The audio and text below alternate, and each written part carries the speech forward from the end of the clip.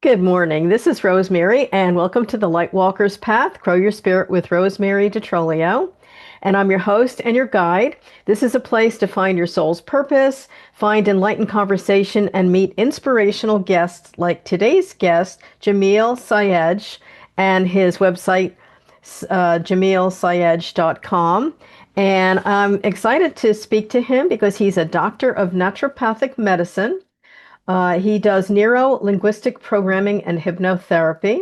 He's a Reiki Master, yoo-hoo, initiated into 121 generation Hawaiian healing lineage, and is the alchemical architect of human transformation. I know I messed that one up. Um, Alchemy of architect of human transformation. So his mission is to blend science and spirituality for high performance. I feel like I have like cotton in my mouth today. I'm sorry. All okay. Thank you so Oh, much for having me, Rosemary, and it's wonderful to be with you and your community. I'm so excited to talk to you. You're doing all the things I love and all the things I'm interested in. So I wanted to ask you first. I know that you have a science background of naturopathic medicine. And I'd like to know how you began to decide how to like meld the two, because I think that's the most wise thing we can do in the medical field is to put those together. So how did you do that? What was your kind of like your impetus for doing that? Yeah, so I think my journey unfolded in stages, I think, as it does for all of us, and a variety of teachings and learnings came to me at just the right time, where each one kind of stacks on the next one. And so, give you a big picture version of it. 14 years old, I got involved in the world of holistic health and trying to understand nutrition and biochemistry and really wanting to understand why I had a lot of symptoms and I was sick often and I didn't know why. And intuition just kicked in one day and it just said, it's your diet. And Oh, it was very loud internally. And the yes, thing is, I had no reason to think that way. I didn't know anything about yes, nutrition. Nobody around me ate particularly well. And ironically, it came from a long family of doctors. But the thing is, conventionally trained, and they were brilliant in what they did, but they didn't know much about right. nutrition and holistic healing. And so this intuition comes in. It's your diet. I make some changes, some like literally overnight, and some were significantly longer. Stopped getting sick, started getting a lot healthier, slept better, better energy. And I started helping people with that. And so people started losing weight, getting off their meds, and just feeling better. And that was like, that's where like I went off for the races because I started to get this obsession with helping people. And I started to get this Love it. obsession with wanting to learn more. So I would study from some of the top doctors I could find, read their books, watch their videos, go to their websites, blogs, etc. And so that was the beginning. I didn't know about naturopathic medicine. I just knew I wanted to be a doctor at the time, follow in my dad's footsteps, and I wanted to learn this holistic world that I had just discovered. But all the people I was learning from were medical doctors who had learned it on their own because they didn't get it in Traditionally, school. yes. And so Mhm. I thought, oh, okay, I'll just do that. And so I was learning it thinking I was getting it early. And Yeah. then 15 years old, I thought, what are the other areas of a really fulfilling life? And I thought, well, relationships. And Yeah. so I did the same thing and I studied who are the top marriage therapists, dating coaches I could find, read their books, buy their DVDs, their CDs, audio Love that. programs, and study that. And then I started to help people around their relationships. And then my intuition kicked in again one day. It was very clear. It said, go on YouTube and type in Motivation 2005. Oh, And I didn't know why, and I just did it. And I got these like montage videos of people like Tony Robbins, Les Brown, Brian Tracy, these kind of pioneers in the personal development space. Never heard about these people. I start watching some videos, and it's yeah. like, 5 minutes long. It's a compilation of clips from different events they do. There's music, but I was fascinated because I never knew anyone who spoke that way. And Hmm. I'm watching them help people in minutes that Yeah. they've been having problems for years. And then there was one person in particular, is Tony Robbins. He helped Hmm. somebody in 45 minutes in front of like 8,000 people through something they've been going to therapy for 20 years. Yeah. And Yeah. then it never came back. And they followed up years That's later. amazing. Yeah, that's And I amazing. thought, and I thought, how did he do that? And it was neurolinguistic programming was the foundation of what he Really. did. And Yes. so I started to study that. And I Love started to that. help people around their health, their relationships, their mindset. And this is where I'm given the background to connect to the question. So then essentially, I didn't know anything about energy work formally. Like obviously in Mhm. my paradigm now, everything is energy, but it's like I didn't know it at the time, so I wasn't intentionally doing that. And then I went to medical school at 24, and I started to get a way deeper dive in naturopathic medicine. I started to understand how the body worked, how health is created, how disease was created. And I started to get exposed to certain practitioners. Some did Reiki, some did Mhm. healing touch, some did Mhm. like cranial sacral therapy, and Yeah, things that I knew nothing about. love that. And I was like, they're like, hey, can I practice on you? And I was just like, That's awesome. I was like, sure, in my mind it's not going to hurt and maybe it'll do something. And so I had some experiences that I couldn't explain. Uh-huh. And I had an out of body experience for the first time, and Yeah, that was very like trippy. very And cool. I had a lot of just really interesting experiences. And so then I graduate, I get this part-time job at a medical clinic. It's a oncology center. And the guy who ran the clinic essentially was a really wealthy businessman, very successful. And years prior, he got diagnosed with aggressive cancer. Wow. And he didn't want to go the conventional route. So he used a combination of naturopathic medicine, working with a shaman, and Reiki. The chilies. I'm getting the Yeah. chilies. They're Yeah. channeling. I'm getting channeled right now. Yeah. And then Yeah. he had it, and he used Yes. Reiki as I was well. going to And say that a lot of sickness is soul sickness, and you don't yes, know that in traditional medicine because it's scientific, but there's such a huge change with a soul sickness when you are requiring something that's not being healed internally, and that yes. creates a lot of disease, I believe. And I know that you're online with that. That is super cool. Yeah. Thank you. Yeah. And so the end of that story is basically the gentleman healed his cancer using the combination of naturopathic medicine, Reiki, and shamanic work. I And he love it. became a Reiki master on his Hmm. path. So now he's healed, and I go for my interview. And I shared with him the work I was doing with people because I was coaching people since I was 14 around their health, and then 15 relationships. And it was interesting because it was a young start, but Yeah. people were in their 30s, 40s, and 50s, and they were telling me they weren't getting a divorce because of our work. They were getting healthier. And so I was really loving the supporting aspect of the work. Yes. And so when I told him about the work I was doing that was helping people release lifelong grudges and to heal from chronic diseases they were having, he's like, I want to offer our patients this. So he gives me the job because he said what the shaman did with him, Yes. I was doing with people. Oh, So I love that. then he Yeah. shakes my hand and he felt something and he said, you'd be really good at Reiki. Yeah, because you can feel it in people's hands. Yes. And I don't know if it's being a New York kind of, I'm a New Yorker. I don't know if it's a New York kind of thing. I didn't know how to take that as a compliment. So I was I'm like, New Jersey. I get it. yeah. So he said, you'd be really good at Reiki. And in my head, it was just like, Like, what is that? what does that even mean? And so I didn't think much of it. A year went by. I ended up moving back to New York. And then around 2020, 2021, the intuition kicked in again and it said, it's time to do energy work. I love it. And I reached back out to that gentleman. He connected me with a woman in Arizona who became my teacher, went through Uh-huh. all the levels of Reiki, and initially couldn't feel anything, couldn't see Oh, anything. wow. I had what I call the energetic sensory acuity of a brick. Okay. And people though were getting results.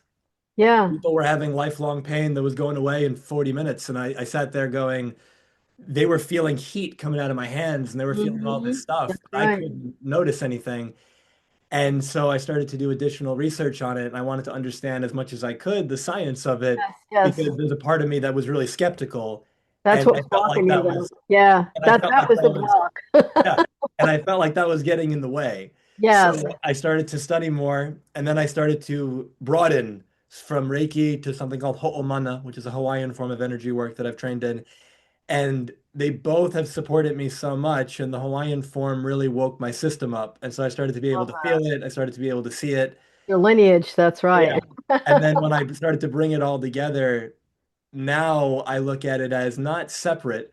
Naturopathic Yes. medicine at its Right. root is really just root cause medicine. We're Holistic. getting holistic healing in the sense of healing is wholeness, Yes. and it's a return to wholeness. And when you stop separating physical, emotional, mental, spiritual, and see it Yes. all as one What inter like exchanged, unit, it's all you. I And so believe there's it. no separation. Yes, I've always believed that. Even really, really young, I knew that that was all integrated in who we are.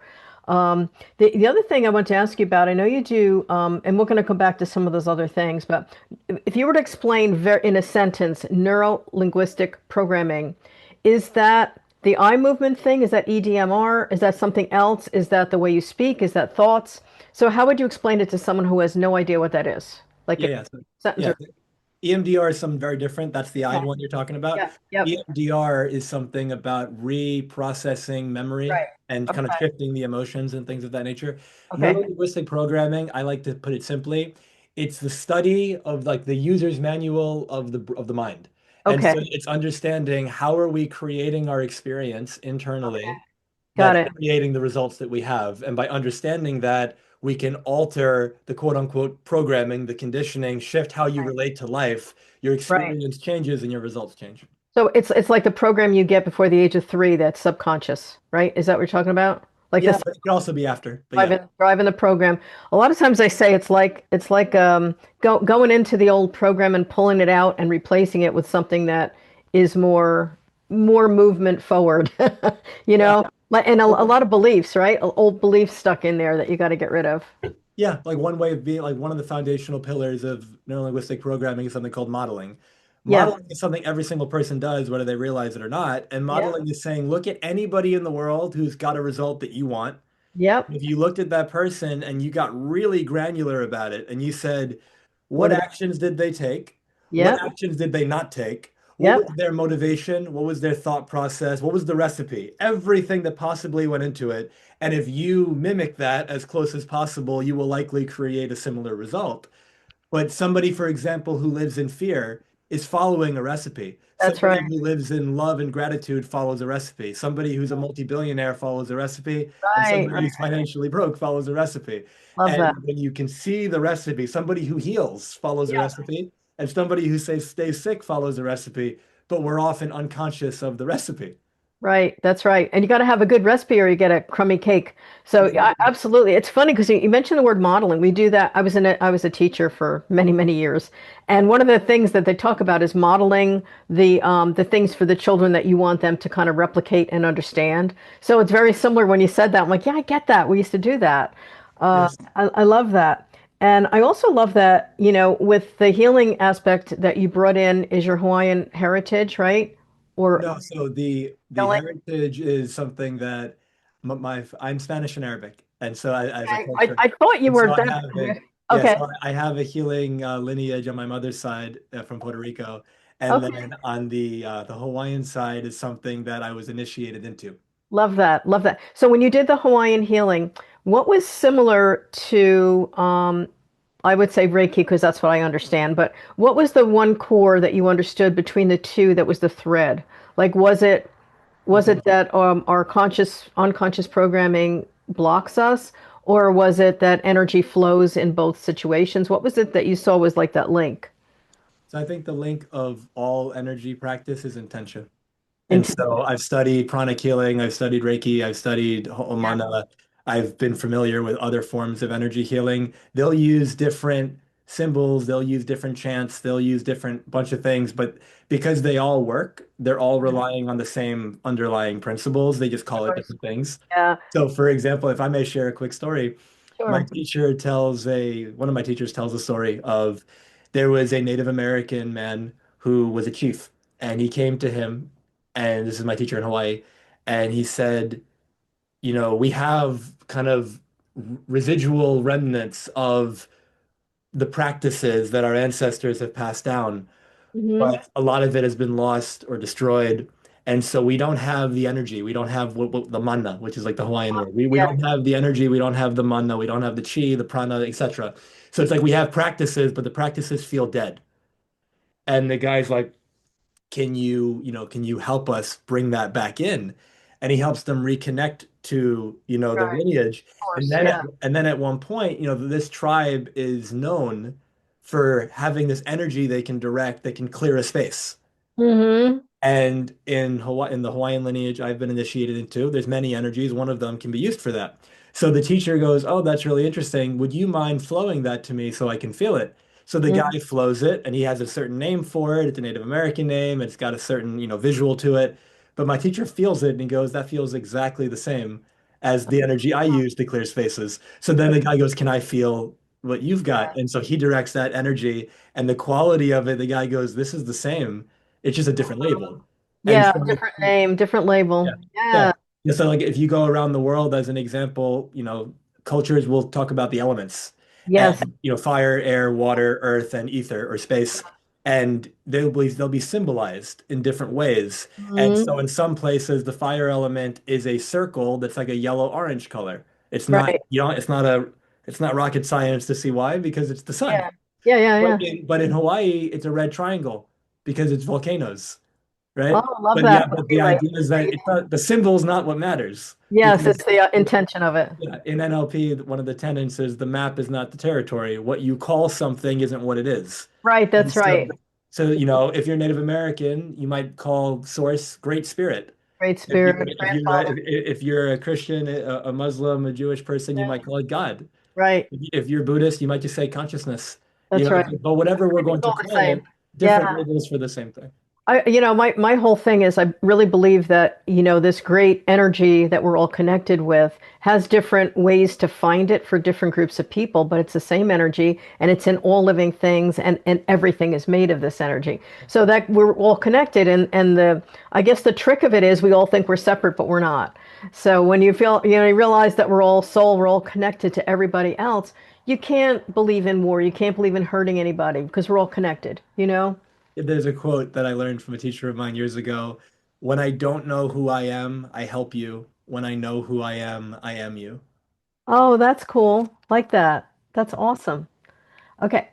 So I'm going to ask you what practices you do personally to keep yourself grounded and cleared, especially when after working with a client. Do you have certain protocols that you do? Like I do a salt bath, I do prayer, I'll go out in nature and walk. There's certain things I do that keep myself clear. What are some of the practices that you found helpful for you?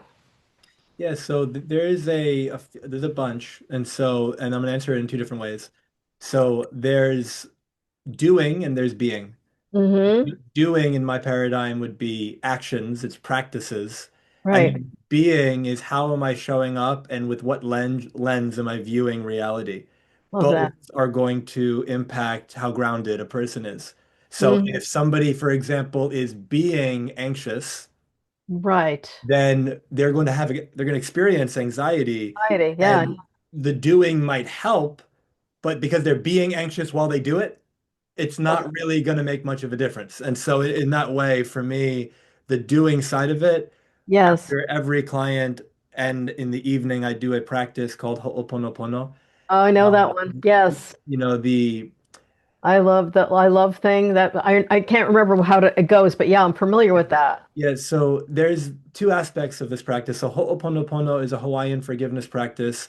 It's largely unknown because most people who know it, they don't actually know the real one. They know what was made popular in the West. And Yes. so Okay. Ho'o in Hawaiian means to make. Uh-huh. Pono means right.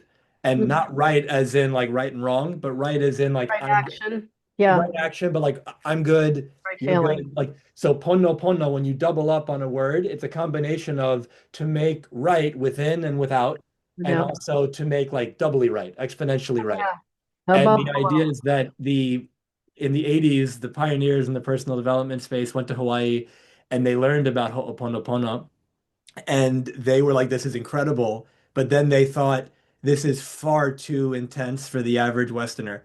Right. So they Dumbing it turned down. Dumbing it down, right? Yes. So they took a process that could take, Yeah. if you do it like fully, it could take like an hour, it could take 40 minutes, and they turned it into like four sentences. Yeah. And four sentences are, I'm sorry, please forgive me, I love Okay. you, thank Well, you. that's right. Now, those four, and they call that the Ho'oponopono prayer. Now, Right. that process can be life-saving and it's helped a lot of people. And so there's no knocking that. It's beautiful. The challenge is there are certain times where I wouldn't have somebody say thank you to a person who's really Yes. wronged them, right? And You're so, holding anger still, yeah, then you don't really, it's not going to really do anything. Sad yeah. intention. Right? Yeah, so the process with that, just kind of a quick backstory of it, the process that I'll take myself through, it's a process of cutting energetic cords and a Oh, process of yes. clearing any connection I have to that individual. I've done that. But prior to doing that, Yes. full forgiveness and letting go of anything I'm holding on to energetically, Yes. emotionally, mentally. So I do that process probably between 3 and 6 times a day. I Okay. have, I literally ground as often as I can. So I'll have like feet on the grass or feet on the dirt. Right Mhm. now, we got like 2 feet of snow outside, and so there's other ways of doing it. But I will ground whenever I can. I will focus on, diaphragmatic breathing most of the day. Yes. And so a simple practice, if anyone wants to try it, we can do it right now if that's okay. Sure, sure. It'll take, 30 seconds. Okay. People can close their eyes. If they're driving, obviously keep them open.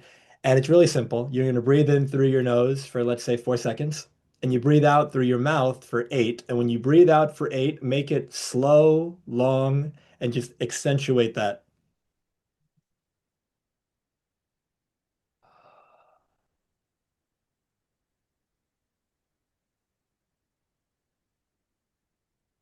And let's do 2 or 3 more. With each exhalation, let the shoulders drop and let your jaw relax. We often are clenching without even realizing it and holding so much tension.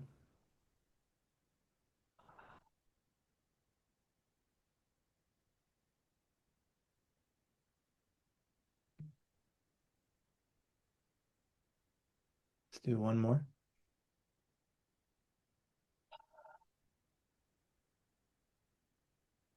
And with every exhalation, just the shoulders drop, sinking into the seat, sinking into the bed, wherever you may be, the couch, wherever you're listening, and then bringing your awareness back to the moment. And you can allow your eyes to open and recognizing we just did that for, 30 or 40 Yeah, seconds. But it's if relaxing. you were to do that for a few minutes, you close your eyes, maybe you put some music on if you wish, just doing that, you stimulate what's called your vagus nerve. Yes. And the key there is your exhale is about twice as long as your inhale. And when you stimulate your vagus nerve, you're shifting your body into more of a parasympathetic state, which is going to That's help you right. to relax. And that's the Yeah. only state you're going to be able to That's heal. the healing But state. also Yeah. the state where you're going to slow your heart rate down Love and you're that. going to calm your nervous system. And so I'll do that. I'll do Ho'oponopono. And then there's the being side of it, which is every day as well as I can. I recreate myself as the version of me that I wish to be, and I Right. control the That's it. filter. Love Like that. you Yes. and I right now, as an example, are both wearing glasses. So Yeah. if I take my glasses off, I see life in a certain way. Now, Yeah. if my glasses were red and I put them Right. on, Yeah. everything would look red. That's right. It's But your perception. if the glasses were always on, if the moment I was born, the doctor put them on my face, what would my life look like? And if Right. you said red, it's not true. For me, that's just life. It would look Yeah. normal. Of course. But for everybody else who's not used to that lens, if they put it on, now it looks red. But for me, that's just life. That's Yeah. the same thing as, am I looking through a lens of judgment? Am I looking through a lens of anger? Am I looking through a Yes. lens of it's not supposed to be this way? Am I looking for a lens of why me?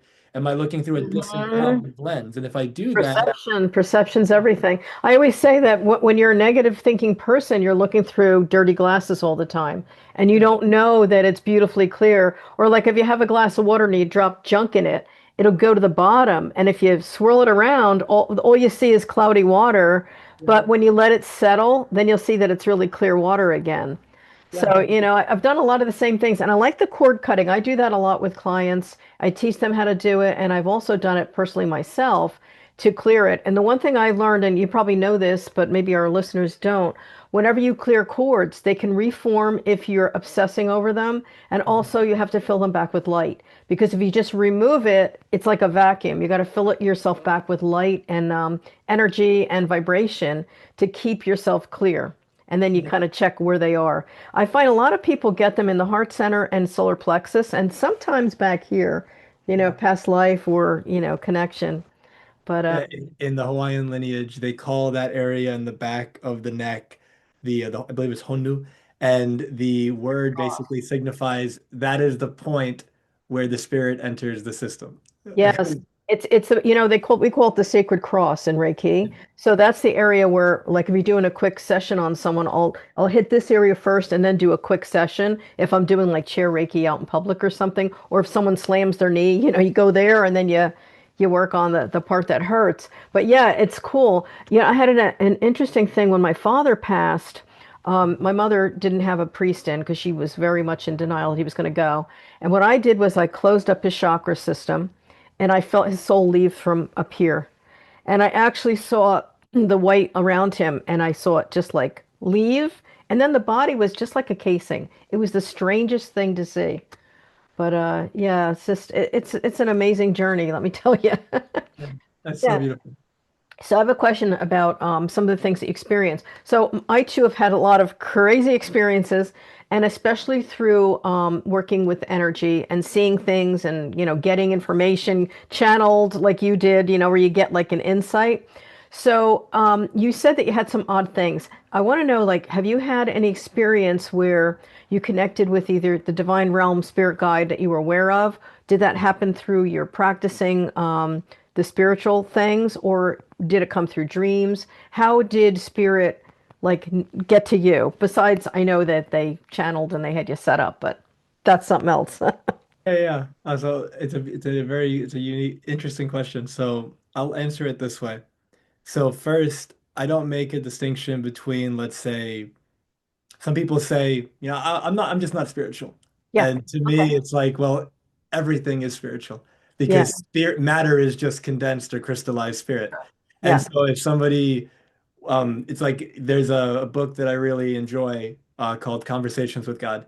And it's Yeah. a book I read, probably 10 or 15 years ago. And in the book, the author, Neil Donald Walsh, he says to God, God, how come you only speak to like the special few? You speak to the Jesus and the Gandhi and the Mother Teresa, but how come you don't speak to the rest of us?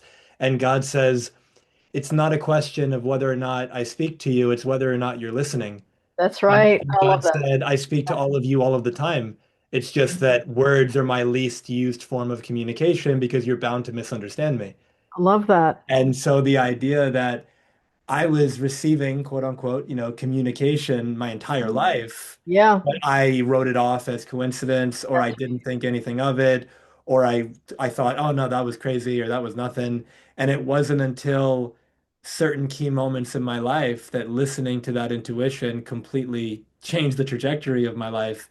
And it Mhm. was some of the best decisions I've ever made to follow that guidance. Always And the best. so after I got involved in the energy work, that's when I started to have more obvious symptoms and Synchronicities. synchronicities and Yeah. signs and communications. And there are, let's say, divine beings that I work with that Mhm. I can feel and communicate with. And the thing Mhm. is that I didn't have those experiences felt in my body until about 4 years ago.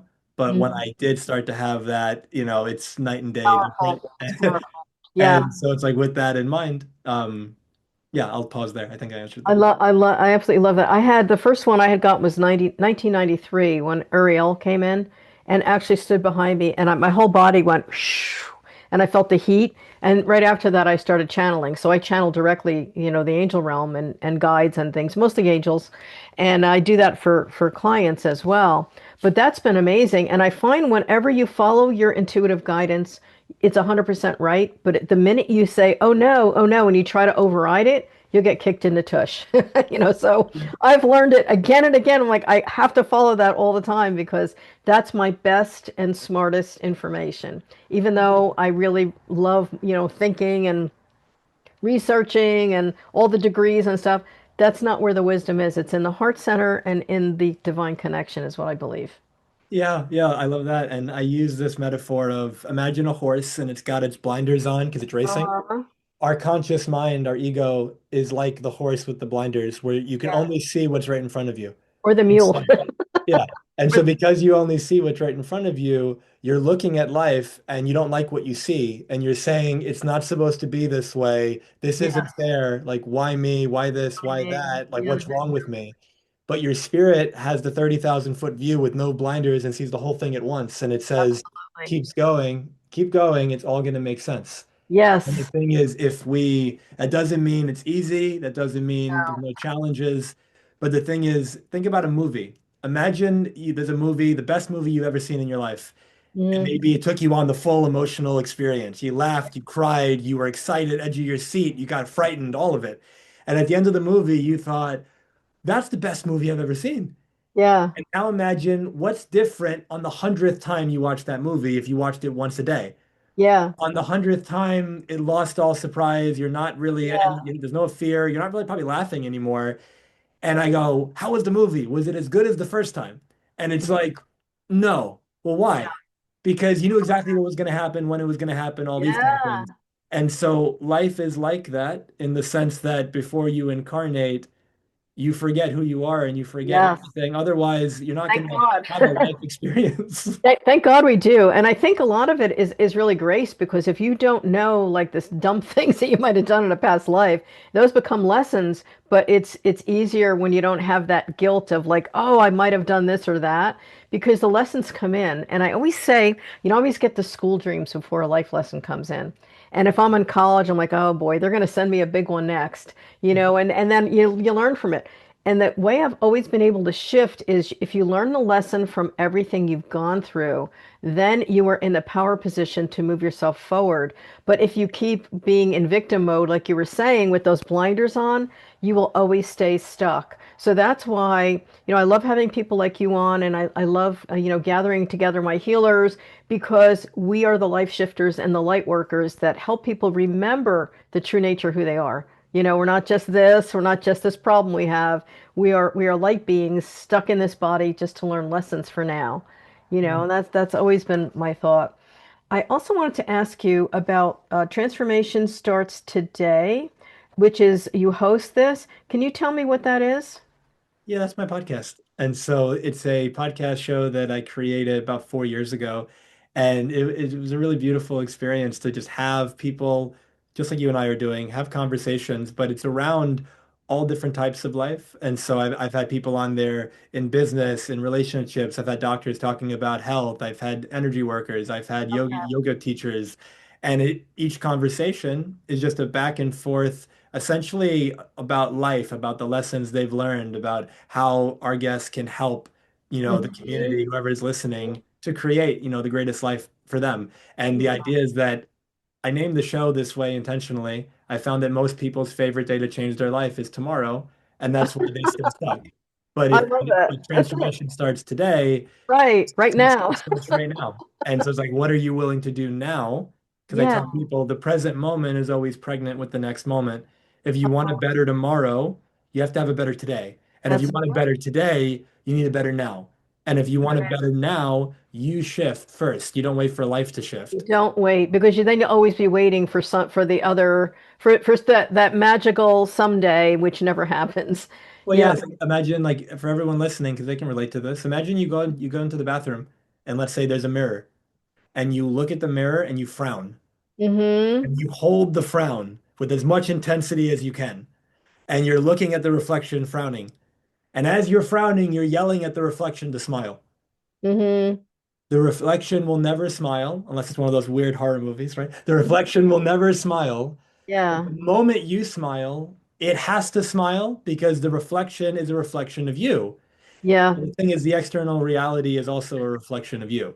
And Yes, so your experience of the external is a reflection of the internal. And absolutely. so if you want more happiness out there, generate more happiness in here. And That's so true. And I wrote an article called "The World is a Mirror," yeah. and I posted it too. It's about manifestation, and that exactly what you said is like if you are not clear and grateful and loving inside, you will always see that experience that the world is bad or out to get you. I always call those people that are negative the black cloud people. They run around with like that one cloud of rain over their head all the time, and they can't figure out how to get out from under it because it's in here that isn't healed. So I do believe that when people don't make the choice to learn and to transform and to harness today, they're always going to have that black cloud over their head, and the world's going to seem like a terrible place because they're not learning from it. So I totally agree. That's really cool, and I love that. And it says you're helping to provide clean water. So tell me about that. So do you do something with donation, or how do you provide clean water around? What do you do? Yeah, yeah. And so there was a gentleman named Mr. Paul Dunn, and he's a CEO of this global charitable organization called B1G1. And I had him on my podcast around, I think there's probably about 60 episodes or so of my show thus far, and I think he was episode like 8 or something. And it's a phenomenal, well, maybe a little, somewhere in the 8 to 15, somewhere in that range. Phenomenal conversation. And that was the first time I got to meet him.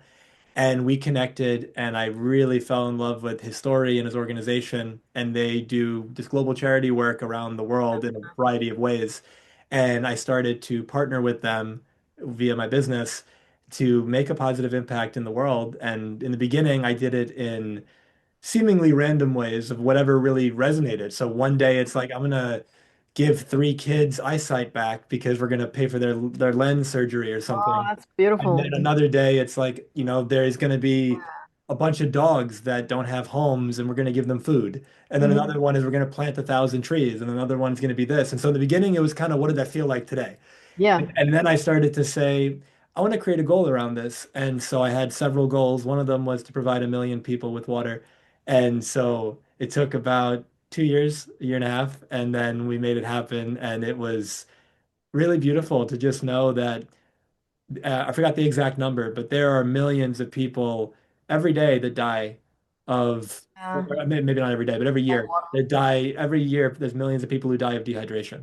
Isn't that something? And when we take it for granted often that you can just walk Yeah. up to the water supply and just get something.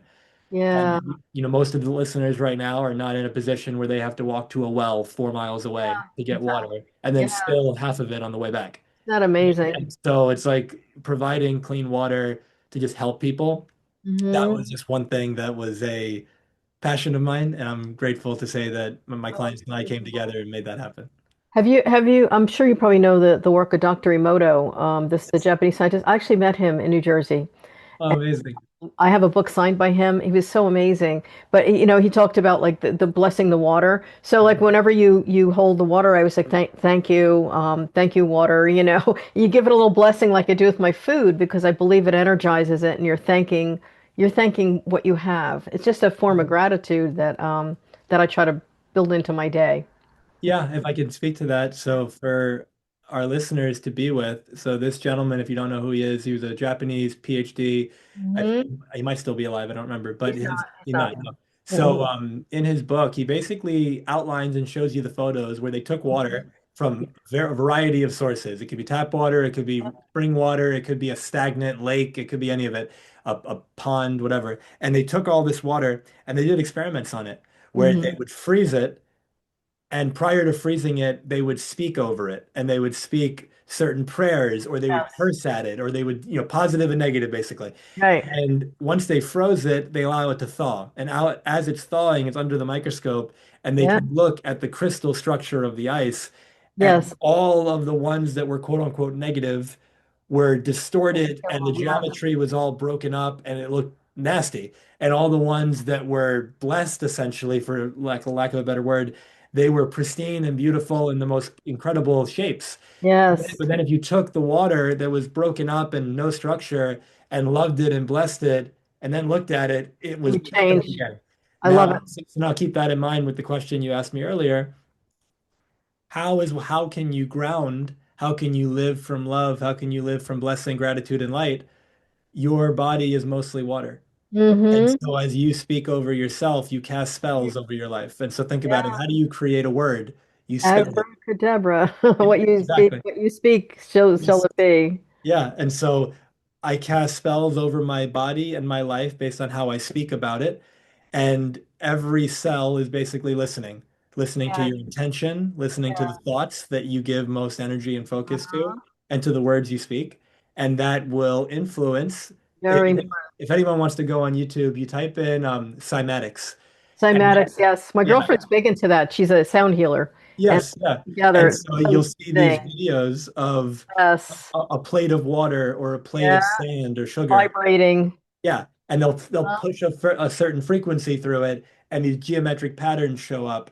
But the same thing happens when you speak, when you chant, when you yeah. pray, when you do all these Yes. things. And so, what is the, let's say, dominant frequency you're living in that will determine how much gratitude you feel, how much love you feel, how grounded you feel. So there's the state of being side of it, there's The the doing vibration. side of it, and they're both important.